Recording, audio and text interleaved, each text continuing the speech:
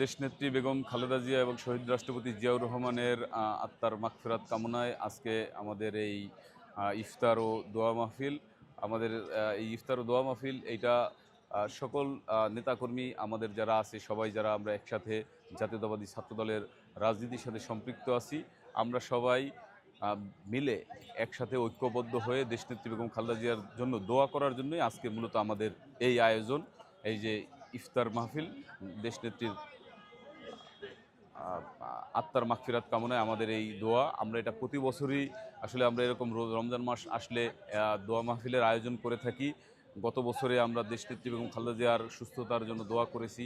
আল্লাহ মহান আল্লাহ রব্বুল আলমিনের ডাকে সাড়া দিয়ে দেশনেত্রী বেগম খালেদা জিয়া চলে গিয়েছেন। আমরা তার আত্মার মাগফিরাত কামনা করে এবছর দোয়া মিলাদের আলোচনা আয়োজন করেছি।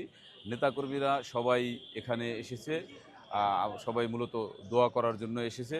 ছাত্রদল সবসময় দেশনেত্রী বেগম খালেদা জিয়ার স্নেহের সংগঠন ছিল, সেজন্য দেশনেত্রী বেগম খালেদা জিয়ার তার জন্য দোয়া করাই মূলত আমাদের আজকের এই প্রোগ্রামের মূল লক্ষ্য। সেজন্যই আমরা এখানে একত্রিত হয়েছি।